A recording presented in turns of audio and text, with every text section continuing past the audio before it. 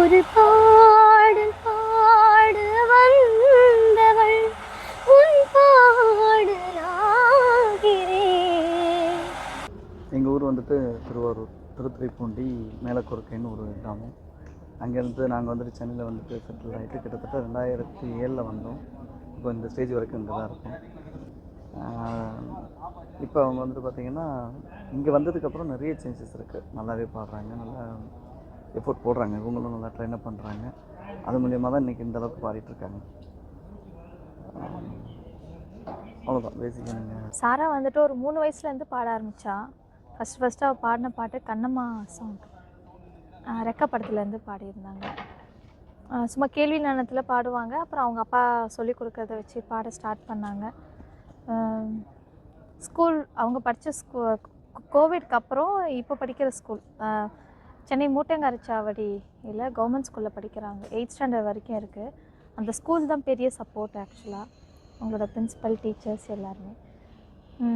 School வந்து நிறைய எந்த ஸ்டேஜ் கிடைச்சாலும் அவங்கள ஏற்றிடுவாங்க. அதுக்கப்புறம் வெளில எங்கே காம்படிஷன் நடந்தாலும் அழைச்சிட்டு சொல்லுவாங்க. பெர்மிஷன் நிறையா கொடுப்பாங்க. ஸோ எங்களுக்கு அந்த காம்படிஷன் தான் நிறைய எங்களுக்கு சொல்லி கொடுத்துச்சு. அதெல்லாம் தாண்டி இங்கே விஜய் டிவி சேனல் சூப்பர் சிங்கருங்கிற ப்ரோக்ராமில் நிறையா கற்றுக்கிட்டாங்க சாரா ஸ்ருதி. ஸோ ட்ரைனிங் கொடுக்குறாங்க, எப்படி என்ன பண்ணணும், எது பண்ணக்கூடாதுங்கிற நிறைய விஷயம் கற்றுக்கிட்டாங்க. இப்போ இவ்வளோ தூரம் வந்திருக்கிறதே அப்பா, இவ்வளோ பெரிய ஜட்ஜஸ் முன்னாடி இவ்வளோ தூரம் ட்ராவல் பண்ணியிருக்கோம், எவ்வளோ சேஞ்சஸ் இருக்குது, அவங்க சொன்னதெல்லாம் என்னெல்லாம் மாற்றிருக்காங்கன்னு அவங்க பாடும் போதே எங்களுக்கு தெரியுது.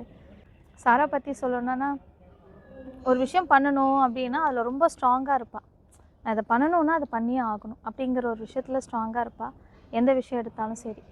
இப்போ பாட்டு பாடும்போதே ஒரு விஷயம் வரலன்னா 30-50 வாட்டி ப்ராக்டிஸ் பண்ணி அதை கொண்டு வந்துடுவாள். அது அவளோட விஷயம். அதுதான்.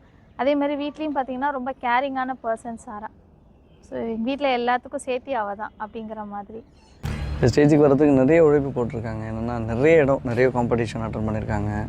சின்ன சின்ன ஸ்டேஜ் ப்ரோக்ராம் கிடைச்சா கூட ஓடி போய்ட்டு ரெக்வஸ்ட் பண்ணி கேட்டிருக்கோம், பாடணும் அப்படின்னு சொல்லிட்டு கேட்டிருக்கோம். அதில் கிடைச்ச வாய்ப்பை பயன்படுத்தியிருக்கோம். அப்புறம் நிறைய ஸ்கூலு நிறைய இடத்துல கிடைக்கல, நிறைய இடத்துல கிடைச்சது கொடுக்க மாட்டாங்க. அது இல்லாமல் இப்போ நம்ம எங்கேயாச்சும் பீச் போகிறோம், அந்த சின்னதாக அந்த ஓப்பன் பிளேஸில் பாடுவாங்க, ப்ராக்டிஸ் பண்ணுவாங்க.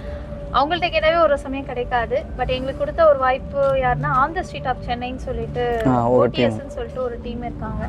ஒரு வாட்டி பெசன் நகரில் வந்து அவங்க வந்து ஸ்ப்ரெட்டிங் ஸ்மைல்னு சொல்லிட்டு அவங்களோட அவங்க பண்ணிட்டு இருக்கும்போது நாங்கள் கேட்டோம் ஒரு சான்ஸு பாடலாமான்னு. அப்போ அவங்க கொடுத்தாங்க. அவங்க தான் எங்களுக்கு ஃபஸ்ட்டு கொடுத்தது.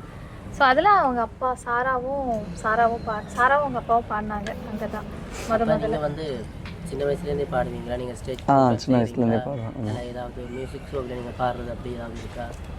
மியூசிக் ஷோவில் பாடியிருக்கேன். நம்ம இண்டிவிஜுவலாக வந்து பொங்கல் செலிப்ரேஷனில் பாடியிருக்கேன். அப்புறம் மக்கள் டிவியில் தமிழ்ல மக்கள் டிவியில் பாடியிருக்கேன். அப்புறம் நீயா நானாவில் வந்துட்டு தத்துவ பாடல்களில் திரைத்துறையில் பங்கு என்ன அப்படிங்கிற ஒரு டாப்பிக்கில் நான் பாடியிருக்கேன். பாடி வவுச்சர் கூட வாங்கியிருக்கேன் அதில். அப்புறம் இது வா தமிழா வா ப்ரோக்ராமில் இளையராஜா முதுபானம்னு சொல்லிட்டு ஒரு நிகழ்ச்சியில் நான் பாடியிருக்கேன். இப்போ வந்து உரிமைகள் மறுக்கப்பட்ட ஈழத்து மண்ணிலிருந்து உரிமைகளும் திறமைகளும் ஒரு மறுக்கப்பட்ட மலங்கடிக்கப்பட்ட அப்படி நடைபெற்று கொண்டிருக்கின்ற அந்த ஒரு ஈழத்து மண்ணிலிருந்து ஒரு பிரியங்கான்ற பாடகி வந்து இந்த நிகழ்ச்சிக்கு வந்திருக்கின்றார். அப்போ இந்த விடயத்தை வந்து நீங்கள் எப்படி பார்க்குறீங்க? பிரியங்கா பற்றி சொல்லணுன்னா நிறைய சொல்லலாம். ஆனால் அதெல்லாம் தாண்டி பிரியங்கா ஃபேமிலியே ரொம்ப ஒரு ஃபேமிலி, ரொம்ப அன்பான ஃபேமிலி ஆக்சுவலாக. ஒன்றும் இல்லை, இப்போ ஏதாச்சும் ஒரு விஷயம் சொல்கிறாங்கன்னா ஃபஸ்ட்டு ஏந்திரிச்சு அப்ரிஷியேட் பண்ணுறது அவங்க ஃபேமிலியாக தான் இருக்கும்.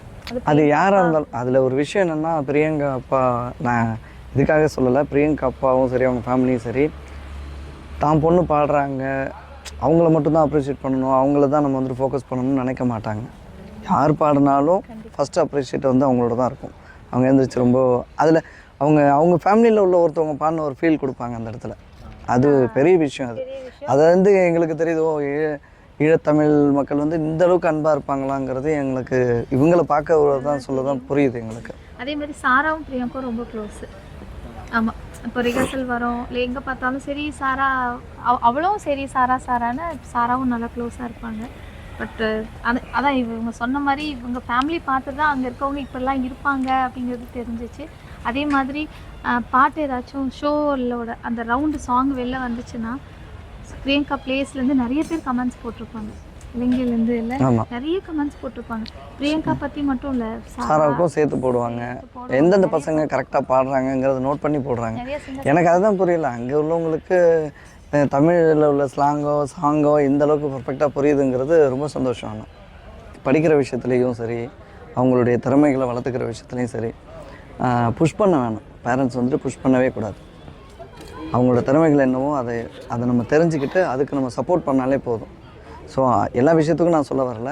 எது கம்ஃபர்டபுளாக இருக்கோ, எது அவள் சொல்கிற விஷயத்தில் நல்லதுன்னு தோணுதோ அந்த விஷயத்துக்கு நம்ம சப்போர்ட் பண்ணி அவங்கள மேலே கொண்டு வரலாம். அது எந்த துறையாக இருந்தாலும் சரி. அதுதான்லாம் கிடையாது, எந்த துறையாக இருந்தாலும் பண்ணலாம். நான் வந்து ஓயமாரிலேருந்து வரேன். என் பேர் சாஸ்ருதி.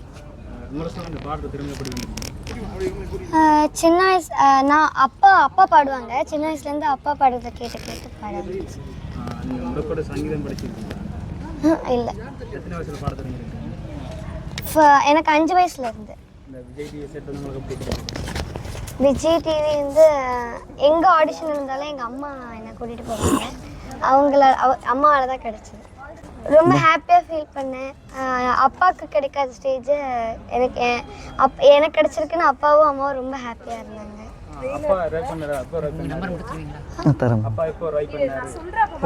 அப்பா வந்து நான் வந்து ஒரு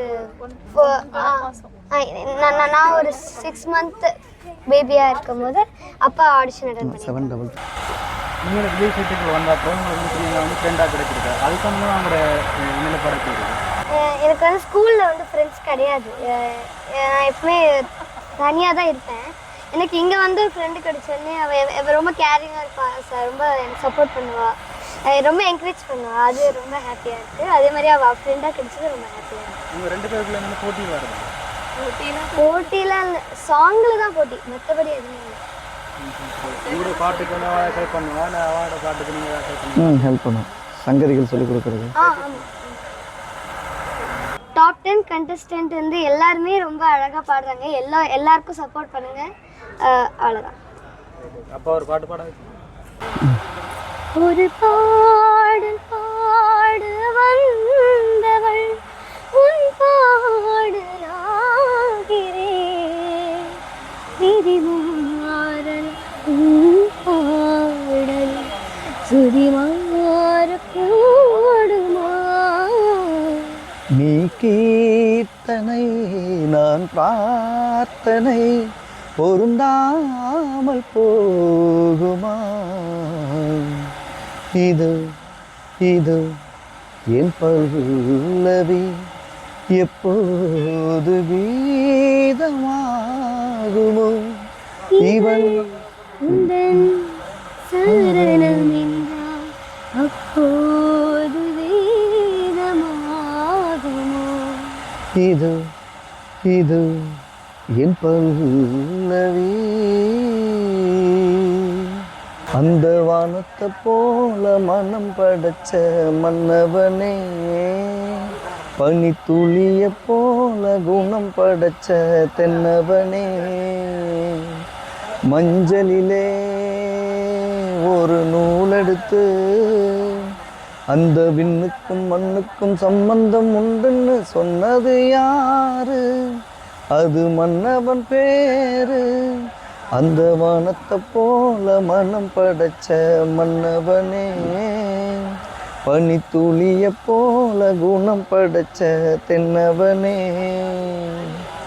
நெஞ்சம் என்னும் கூடு அதில் நெருப்பு வைத்ததாறு? துன்பம் வந்த போதும் அதை துடைப்பதிங்கு யாரு?